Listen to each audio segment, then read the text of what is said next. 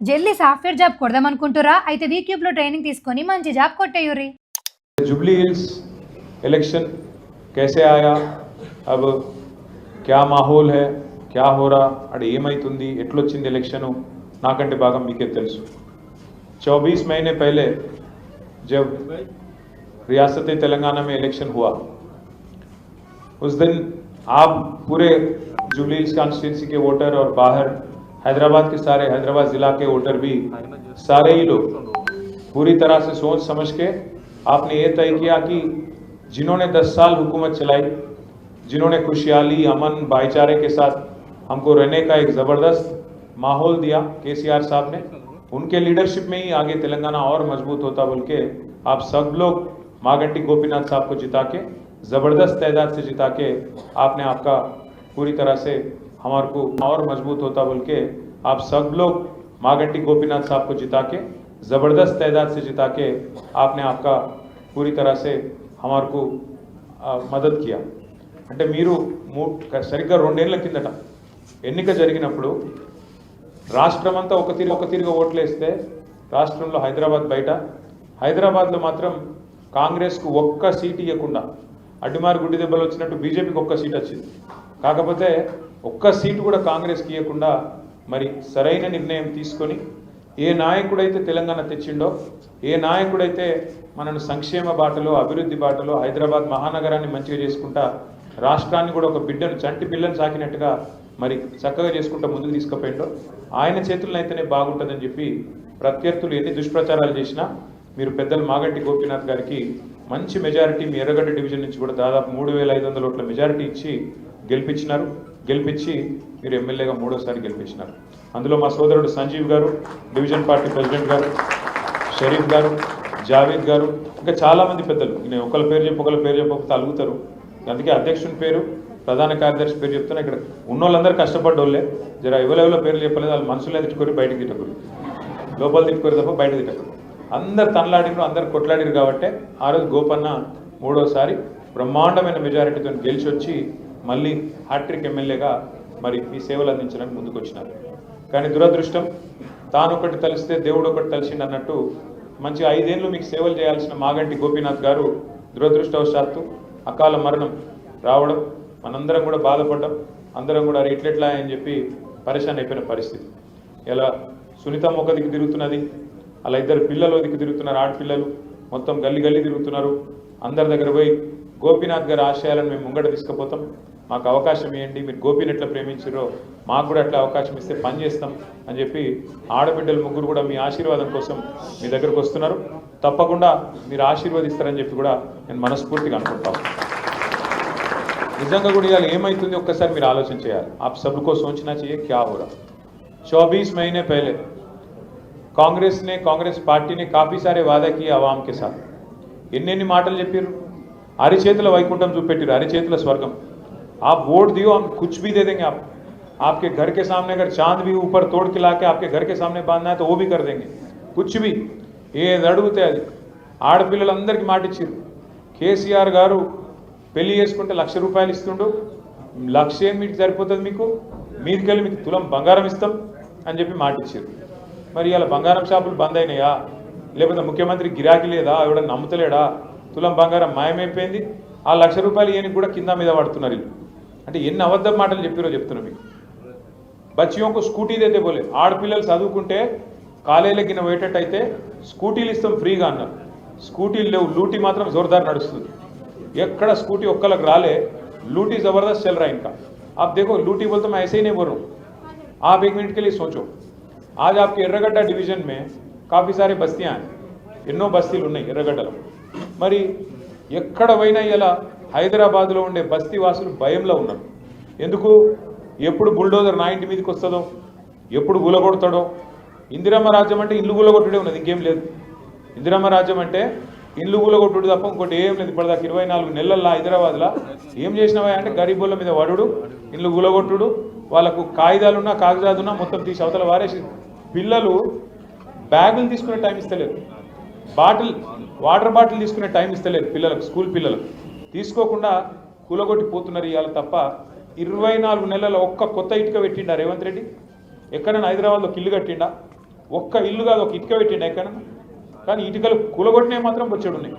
ఒకటి కాదు, రెండు కాదు. ఇక మీ కూకట్పల్లి ఎమ్మెల్యే సాబ్ ఇక్కడనే ఉన్నాడు.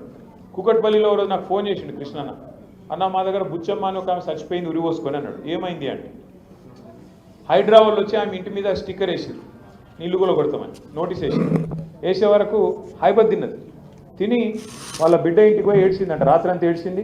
ఆయన రాత్రికి రాత్రి ఉరి పోసుకొని వాళ్ళ బిడ్డ ఇంట్లోనే చచ్చిపోతే నేను కూడా పోయి వచ్చిన. పోయి వచ్చి కలిసి ఆ బిడ్డకు వాళ్ళకి ధైర్యం చెప్పొచ్చిన. అంటే ఇందిరమ్మ ఇల్లు, ఇందిరమ్మ రాజ్యం అంటే గిదేనా? వచ్చి గరీబ్ గాల మీద వడుడు, కూలగొట్టుడు, ఇంట్లో ఆడోళ్ళు పిల్లలు ఉండగా కూడా రేకులు కొట్టి పారేసుడు. ఒక్కసారి యాద్ చేసుకోండి, కేసీఆర్ గారు 10 ఏళ్ళు ప్రభుత్వంలో ఉండే. మనం ఎప్పుడైనా చేసినామా ఈ పని, కూలగొట్టే పని? ఏం చేసిండు కేసీఆర్ మీదకెళ్ళి?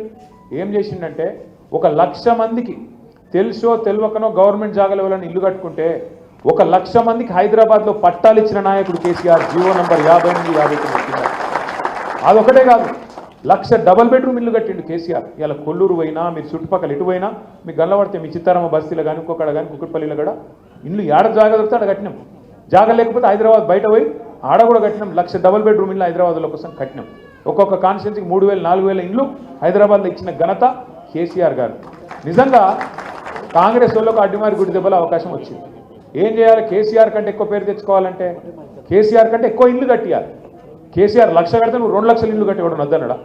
కేసీఆర్ 1,00,000 పట్టాలు ఇస్తే నువ్వు 2,00,000 పట్టాలి.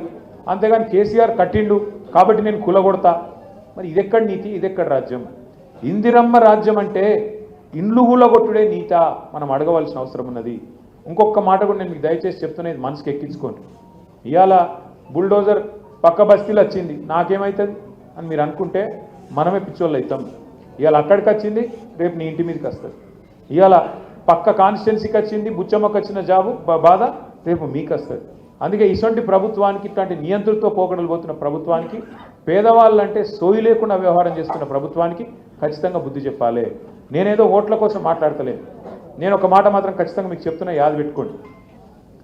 ఈ హైడ్రాకు, ఈ ప్రభుత్వానికి నీతి ఉంటే పెద్దవాడు పేదవాళ్ళు అనే తేడా లేకుండా పనిచేస్తామనే ఆలోచన కింద ఉంటే మరి ఒకటే తిరిగి పనిచేయాలి. అదే ముఖ్యమంత్రి గారి అన్ననేమో చెరువులో ఇల్లు కడితే ఆడికి హైడ్రా పోదు, బుల్డోజర్ పోదు. మంత్రులు చెర్లల్లో తాలాబుల ఇల్లు కడితే ఆడికి పోదు. మేము సాక్ష్యాలతో సహా ఇచ్చినాం, పేపర్లో పెట్టినాం, టీవీలో పెట్టినాం, బయట పెట్టినాం. ఇగో పట్నం మహేందర్ రెడ్డి ఇల్లు చూడు, పొంగులేటి శ్రీనివాస్ రెడ్డి ఇల్లు నీళ్ళల్లో ఉంది, డాక్టర్ వివేక్ మీ దగ్గరే తిరుగుతున్నాడు మంత్రి, ఆ ఇల్లు నీళ్ళలోనే ఉంది, కేవీపీ రామచంద్రరావు ఇల్లు ఎఫ్టీఎల్ ఉంది. వాళ్ళ ఉలగొట్టి ఇక్కడికి రా నువ్వు అంటే మాట లేదు. ముఖ్యమంత్రి సొంత ఇల్లు కొడంగల్ల, రేవంత్ రెడ్డి సొంత ఇల్లు కొడంగల్ల రెడ్డి కుంటలు ఉన్నది. రెడ్డి కుంట అంటే ఏంది? కుంట అంటే చెరువే కదా, చెర్లనే ఇల్లు కట్టిండి నేను కొడంగల్ల. ఇక్కడికి వచ్చేమో పెద్ద పెద్ద మాటలు చెప్తాడు. వాళ్ళ అన్న దుర్గం చెరువులో కట్టిండి ఇక్కడ ఇల్లు, తాలాబులు ఉంది అది కూడా. ఆ ఇల్లుకు ముట్టరు, హైడ్రా పోదు. కానీ ఈజీగా దొరికేటోళ్ళు ఎవరు? గరీబోళ్ళు. అడిగేటోడు లేడు, మిమ్మల్ని కాపాడేటోడు లేడు అన్నట్టు, మీకు ఆవాజ్ లేదన్నట్టు కొట్టేస్తాం. తోడు దెంగే కోన్ దేకితే క్యా కర్లేతే అన్నట్టుగా ఈరోజు వ్యవహారం ఉన్నది. దయచేసి నేను మిమ్మల్ని కోరుతున్నా, ఇవాళ ప్రభుత్వం కాంగ్రెస్ పార్టీ వాడు ఏమంటుండంటే, మాకు ఓటేసి నీ ఏళ్ళతో నీ కంటినే పొడిపించే కుట్ర చేస్తున్నాడు. మీరిగిన ఓటేస్తే కాంగ్రెస్ పార్టీకి పొరపాటున వాళ్ళు బెదిరిస్తేనో భయపడితేనో ఇది బంద్ అవుతుంది అది బంద్ అవుతుంది అని బెదిరితే మీ ఏళ్ళతో మీ కన్నే ఒడుచుకున్నట్టు అవుతుంది. మీ ఇల్లు కూలగొట్టుమని హైడ్రాకు మీరే లైసెన్స్ ఇచ్చినట్టు అవుతుంది. యాది పెట్టుకొని ఈ మాట. ఒకవేళ మీకు కనుక రేపటి రోజున మళ్ళా కేసీఆర్ రావాలి అంటే సురుకు పెట్టుడు కాంగ్రెస్ పార్టీకి ఇప్పటి నుంచే మొదలు పెట్టాలి. జూబ్లీహిల్స్ నుంచే మన జయత్రయాత్ర మొదలు కావాలి. జూబ్లీహిల్స్ నుంచే మన జయత్రయాత్ర మొదలు కావాలి. లేకపోతే ఈ కాంగ్రెస్ పార్టీ మామూలు పార్టీ కాదు. మీరు చూడుర్రి, 100 రోజుల్లో అన్నీ చేస్తామన్నారు. 6 गारंटी बोले, सब कुछ कर देता हूँ बोले. क्या क्या बोले? आपका जो 2000 का वजीफा है, जो केसीआर साहब ने बढ़ा के 200 से बढ़ा के 2000 करे, आपको हम दुगना कर देंगे, 4000 देता हूँ बोले. 100 दिन में देता हूँ बोले. दिए क्या किसी को 4000? किसी को मिला 4000? अरे 4000 కాదు ముసలోళ్ళకు. ఇంకా రేవంత్ రెడ్డి సాబ్ ఇంకో మాట చెప్పిండు, కేసీఆర్ గారు ఒక ముసలమ్మకని ఇస్తున్నాడు, ముసలయ్యకని ఇస్తున్నాడు, నేను ఇద్దరికి ఇస్తా అన్నాడు. ఇంట్లో ముసలోనికి ఇచ్చి ముసలమ్మకి అయిపోతే అన్యాయం అవుతుంది, ఇద్దరికి ఇస్తా అన్నాడు. ఇంకొక అడుగు ముంగటేసి మహిళల ఓట్ల కోసం అత్తమ్మకు 4000, కోడలకు 2,500 ఇస్తా అన్నాడు. మరి అత్తమ్మకి వచ్చినాయా, కోడలకు వచ్చినాయా? ఇద్దరికి లేవు. నేను మొన్న సూర్యాపేట పోయినా, ఆడ ఒక మన నాయకుడు పెళ్ళి అయితే కొత్తగా పెళ్ళి అయింది, పెళ్ళికి పోలేదు, వాళ్ళ ఇంటికి చుట్టపు సుగ్గా రమ్మంటే ఛాయ్ అవుతుంది రమ్మంటే పోయినా. పోతే ఆ లీడరు మనోడు చిన్నపిల్లగాడు, ఇక మా రాజ్ కుమార్ పటేల్ నాడు, ఆయన కూడా మొన్న పెళ్ళైంది, ఆడున్నాడు కార్పొరేటర్ యూసుఫ్ కూడా ఇక్కడ నుండి పోయింది, ఇప్పుడే పోయింది. సో ఆ పిల్లగాడికి కూడా మొన్ననే పెళ్ళైంది. అట్లే సూర్యాపేటలో వాళ్ళ పెళ్ళి అయితే పోయినా. పోతే లీడర్ సాబ్ వాళ్ళ అమ్మని పిలిచిండు. వాళ్ళ అమ్మని పిలిచి అన్న మా అమ్మ అని పరిచయం చేసి, నమస్తే అమ్మ బాగున్నారా, మరి కోడలు పిల్ల ఎట్లుంది, బాగానే చూసుకుంటున్నావా అన్న. అరే ఏం కోడలు కుతున్నా అని ముక్కిరిసినట్టు మాట్లాడు. అరే ఇట్లా బట్టి పెద్ద మనిషి ఏమైందని నేను అన్నా. అంటే కోడలు వస్తే 2,500 వస్తాయి అనుకున్నా, రాలే. అనగా నా కోడల పిల్ల కూడా మహా గడుస్తుంది. ఆమె వెంటనే బయటకు వచ్చింది, అత్తమ్మ నీకు కూడా 4,000 వస్తాయి అనుకుని వచ్చినాయా. అంటే రేవంత్ రెడ్డి చేయబట్టి కొత్త కొత్త పంచాయతీ కూడా మోపోయినాయి అత్తకోడలు. గట్లాంటి పరిస్థితి వచ్చింది. ఇవాళ ఒక్క అత్తకోడల పంచాయతీలే కాదు, రాష్ట్రంలో ఎన్ని మాటలు చెప్పిర్రు, ఎన్ని కథలు చెప్పిర్రు.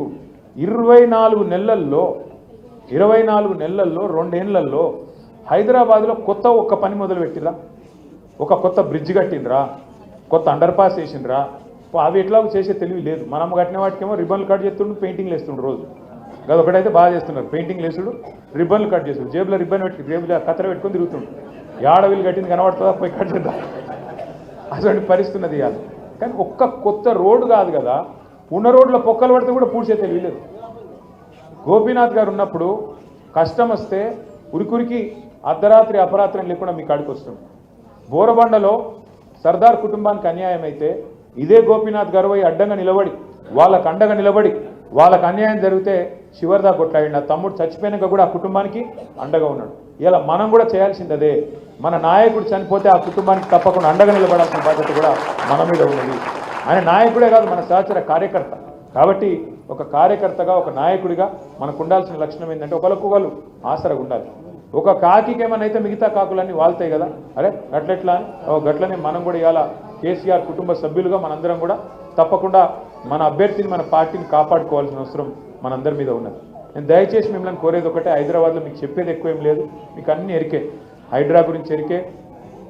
आप भाइयों को तो मालूम है, इससे पहले कांग्रेस वाले टिकट दिए थे 2023 में गोपीनाथ साहब के खिलाफ, अजहरुद्दीन साहब को, कैप्टन साहब को टिकट दी।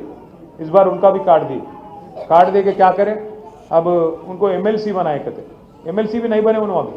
आप यहाँ पे गौर करो जरा, सुनो आप, अहम बात है, बहुत इंपॉर्टेंट बात है।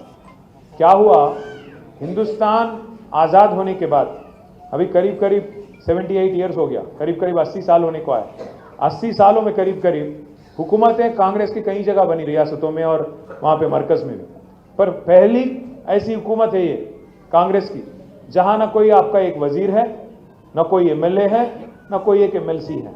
एमएलसी क्या हुआ, वो जुलाई 2023 में केसीआर साहब जब मुख्यमंत्री थे, यहाँ के वजीर आला थे, तब उन्होंने नॉमिनेट किया 2 लीडरों को, हमारे श्रावण भाई को और सत्यनारायण साहब को।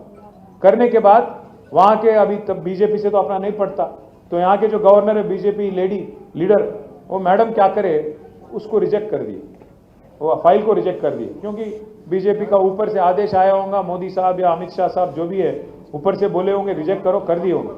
करने के बाद इतने में इलेक्शन आ गया अपना। इलेक्शन आए तो हम लोग इलेक्शन गए, हैदराबाद में तो अच्छे तादाद से हम लोग जीते, पर बाहर हारे, इस वजह से हुकूमत गया। अब हुकूमत जाने के बाद हमारे ये 2 लीडर जो है, दोनों भी जाके कोर्ट में वकालत शुरू कर दिए। कोर्ट में जाके वहाँ पे एक शुरू हो गया, केस शुरू हो गया। क्या बोल के कि गवर्नर जो करे गलत करे, हमको मिलना था एमएलसी, इन्होंने नहीं दिए बोल के वहाँ जाके फाइल करे केस। सुप्रीम कोर्ट में मामला था। सुप्रीम कोर्ट में जब मामला था, यहाँ की हुकूमत के पास कोई अधिकार नहीं था, कोई उनके पास ये नहीं था, कोई हक नहीं था कि दूसरे दोनों को एमएलसी बनाने का हक उनको नहीं था। पर क्या करें, इन्होंने जबरदस्ती आमिर अली खान साहब को और कोदंडराम साहब को, दोनों को एमएलसी बोल के नॉमिनेट करके भेज दिए फाइल। और नया गवर्नर जो आए, उन्होंने, क्योंकि कांग्रेस और बीजेपी दोनों दोस्त हैं, दोनों बात कर लिए, दस्तखत कर दिए। करने के बाद क्या हुआ, हमारी जंग जो हम लोग छेड़ रहे थे वहाँ पे सुप्रीम कोर्ट में, वो चलते आए। चलने के बाद सुप्रीम कोर्ट फैसला सुनाया 2 महीने पहले कि आमिर अली खान साहब का और कोदंडराम साहब का जो आपने नॉमिनेट किया, आपने गलत किया, आपको कोई हक नहीं था बोल के उन दोनों को हटा दिया। अभी मामला पेंडिंग है, और सुप्रीम कोर्ट ने ये बोला कि आपको जब तक ये पिटीशन डिस्पोज नहीं होता, हमारे पास जब तक आखिरी फैसला हम नहीं सुनाते, तब तक आप किसी और को मत भेजो। पर इन्हों क्या करे, अब अजहर भाई को टिकट नहीं देना है, उनको जुबली हिल्स में काटना है, इस वास्ते क्या करे उन्होंने जबरदस्ती, जबकि उनके पास कोई हक नहीं कुछ नहीं, अजहरुद्दीन साहब को फिर एक बार कैबिनेट में डाल लेके भेज दिए। पर आज तक ना फाइल दस्तखत हुआ, क्योंकि सुप्रीम कोर्ट में मामला वहां पेंडिंग है। अजहरुद्दीन साहब वो बीच में लटकते रहेंगे। पहले उनको उनका पत्ता काट दिया आमिर अली का, उनको पहले बेवजह बना दिया, कोई जब हक नहीं था उनको काट दिया, उनको हटा दिया। अब अजहर भाई का जो टिकट था यहाँ पे जुबली हिल्स में, उनको काट के फिर एमएलसी बना रहा हूं बोल के उनको भी आज लटका रहे, ना ऊपर ना नीचे, बीच में लटक रहे उन्होंने भी। मैं आपको कुर्बानी का बकरा बोल रहे हमारे इम्तियाज, मैं ज्यादा नहीं बोलता हूँ। अजहर भाई हमारे दोस्त भी है, मेरे दोस्त भी है, ज्यादा नहीं बोलता हूँ, अच्छे आदमी उन्होंने, क्रिकेट अच्छा खेल लेते हम लोग। बट मैं क्या बोल रहा हूँ आपसे, रेवंत रेड्डी जो है आदमी कांग्रेस का नहीं है। आदमी जो है आप देखे होंगे, हाल ही में एक तकरीर में भी बोला उन खुल के, मैं मोदी के स्कूल में पढ़ा, बाद में कॉलेज गया चंद्रबाबू कने, आज राहुल गांधी के ने नौकरी कर रहा हूँ बोल रहा हूँ, साफ सीधा बात। आडे सिगूड़ा पट्टाడు నేను మోడీ దగ్గర చదువుకున్నా, ఇక్కడ రాహుల్ గాంధీ కాడ ఉద్యోగం చేస్తున్నాం, మధ్యలో చంద్రబాబు కాడ కాలేజ్, హై స్కూల్ మన దగ్గర చదివిండు, అది చెప్తలేడు, మనం వెలగొట్టినాం, హై స్కూల్ మన దగ్గర ఫెయిల్ అయ్యిండు, వెలగొట్టినాం, అందుకే అది చెప్పాడు। 2004 నుంచి 2007 దాకా, 2003కి వెళ్ళి 2007 దాకా మన దగ్గర ఇదే స్కూల్లో ఉండే, స్కూల్లో పిల్లగాడు బాగలేడని కేసీఆర్ సార్ వెలగొట్టిండు, వాళ్ళు చేర్చుకున్నారు। मैं क्या बोल रहा हूँ आपको, 2-3 चीजें आपको समझाने की कोशिश कर रहा हूँ। आज ये हुकूमत जो है यहाँ पे कांग्रेस और बीजेपी की मिली जुली सरकार है। मैं ऐसे ही नहीं बोल रहा हूँ आपको मैं 2-3 मिसाल देता हूँ। एक तो ये है, आप सुनो, बेचारे हमारे राहुल गांधी ऊपर चीखते रहते, चिल्लाते रहते, वोट चोर गद्दी चोर बोल के चिल्ला रहे ऊपर उन्होंने। अब इन्हों क्या कर रहे, जिसको इन्हों वोट चोर बोल रहा राहुल गांधी, हमारे रेवंत बाबा क्या बोलते उसको, बड़े भाई, छोटे भाई बड़े भाई। अब मोदी साहब को राहुल बाबा बोलते, चौकीदार चोर है बोलते, वोट चोर बोलते, काफी चीज काफी पुकारते रहते उन्होंने। इन्हों क्या कर रहे हैं, उसको बार बार बड़े भाई बोलते। राहुल बाबा बोलते कि अदानी फ्रॉड है। कौन, गौतम अदानी साहब फ्रॉड है, राहुल बाबा का कहना है। रेवंत बाबा क्या बोल रहे, नहीं नहीं नहीं नहीं, अदानी फ्रेंड है, अच्छा आदमी। राहुल बाबा बोलते गुजरात मॉडल बेकार है, रेवंत बाबा बोलते नहीं नहीं नहीं, गुजरात मॉडल शानदार है। राहुल बाबा बोलते सीबीआई खराब चीज है, सीबीआई बीजेपी के हाथों में एक इंस्ट्रूमेंट है, गलत इस्तेमाल कर रहे हैं आप लोग। इन्हों क्या बोल रहे, नहीं सीबीआई बहुत अच्छी चीज है, केसीआर को अंदर डालने के लिए सीबीआई को दे दो। कर्नाटक में नो एंट्री है सीबीआई को, पर तेलंगाना में बराबर का एंट्री है। क्यों हो रहा है सब, क्योंकि दोनों बड़े भाई छोटे भाई मिले हुए हैं। एक और चीज भी मैं आपसे कह रहा हूं, आप सुन लो जरा, गौर करो इस बात पे, खास हमारे जितने दानिशमंद भाई हैं, बुजुर्ग यहाँ पे लीडर हैं, आप तमाम भाइयों से बहनों से मैं गुजारिश कर रहा हूं। वक्फ की जो एक्ट आई थी हाल ही में पार्लियामेंट में, वक्फ अमेंडमेंट बिल आई थी, तो हम उसका मुखालिफत करें, बीआरएस खिलाफ वोट करें, हम आवाज उठाए, लड़े आपके वास्ते, बोले हमारे 4 वोट जो है राज्यसभा में, क्योंकि लोकसभा में तो हम है नहीं, तो राज्यसभा में जो 4 वोट थे, हम आपके लिए वक्फ एक्ट को हम लोग मुखालिफत करें, वोट भी उसके खिलाफ करें। पर बीजेपी के पास ताकत था, उसके साथियों के पास ताकत था, तो बिल पास हो गया। बिल पास होने के बाद वक्फ बिल पूरे हिंदुस्तान में 28 रियासत है, पहली रियासत जो कानून बनने के बाद दिल्ली में पहली रियासत उसको अमल करने वाली कौन सी है पता है आपको, तेलंगाना। समझे आप, 28 रियासतों में 3 जगह कांग्रेस का हुकूमत है, बाकी करीब करीब 20 जगह बीजेपी का हुकूमत है। 20 लोगों को कोई जल्दी नहीं थी, बीजेपी वालों को, बीजेपी चीफ मिनिस्टरों को। हमारे चीफ मिनिस्टर साहब को काफी जल्दी थी कि कुछ भी करके इसको जल्द से जल्द लागू करना है, अमल करना है। कहां की रीत है, काय को कर रहे थे आप, जबकि कोई बीजेपी चीफ मिनिस्टर नहीं कर रहा, कोई और कांग्रेस चीफ मिनिस्टर नहीं कर रहा, काय को आप करें। सवाल करो, कांग्रेस का जो कैंडिडेट आएगा कल गलियों में, कांग्रेस को जो मिनिस्टर आज घूम रहे गलियों में, जब गोपन्ना थे कोई नहीं दिख रहे थे, यहाँ पे मागंटी गोपीनाथ साहब जब थे कोई नहीं आ रहे थे कांग्रेस लीडर, आज बड़े बड़े घूम रहे, इधर लीडर उधर लीडर, टोपी पहन के, टोपी करके, आपको टोपी लगाने के लिए घूम रहे हो लोग, और कुछ नहीं।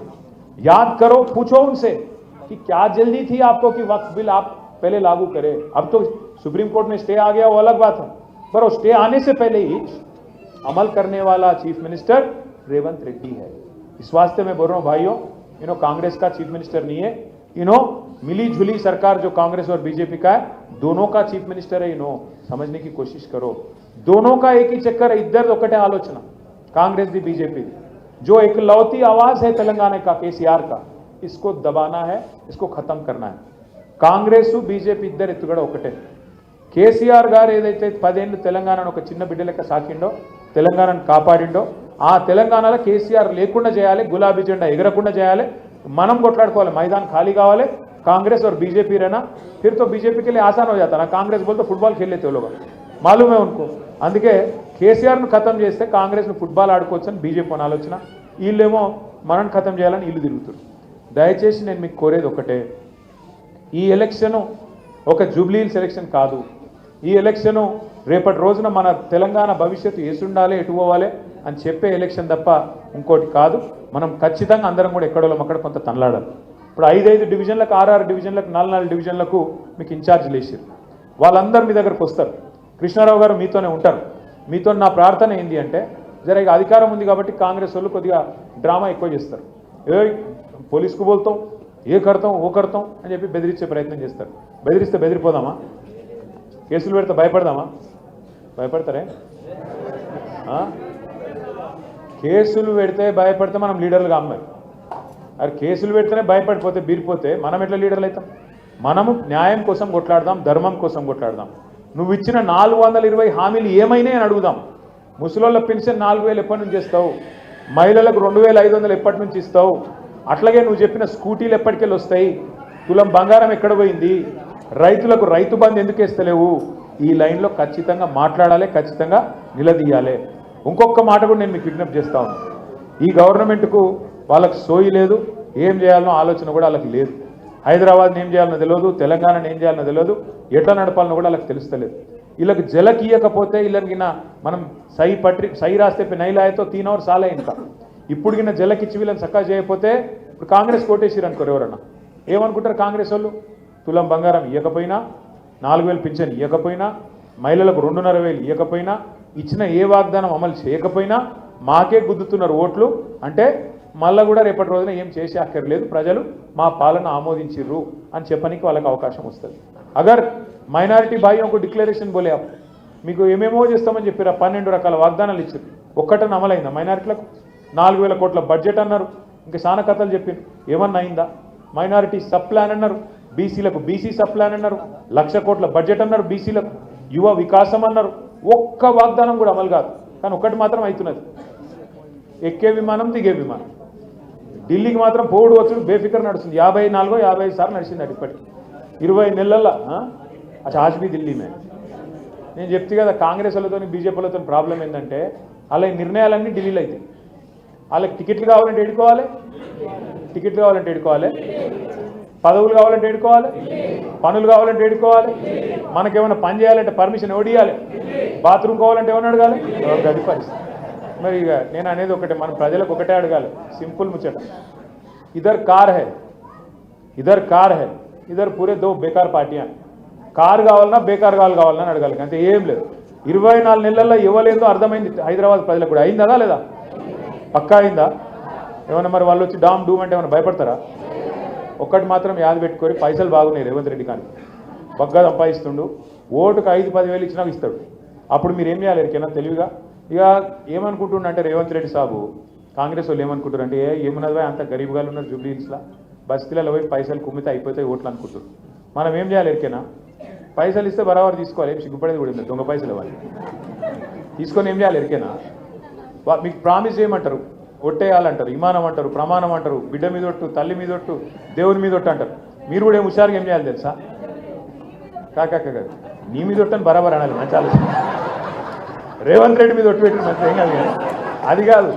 లోపల ముందే ఏమన్నారంటే ప్రమాణం అంటే చేయి చాపాలి, లోపల మనసులో ఏమనుకోవాలి తెలుసా? తుప్పాలు అనుకొని ఇక బయటపడి ఏం చెప్తుంది అన్నారు, మోసాన్ని మోసంతోనే చేయించాలి కదా. మరి ఏం కాదు, అది పాపపు సొమ్ము, దొంగ సొమ్ము, అది తీసుకొని మాట తప్పితే కూడా ఏం నష్టం లేదు.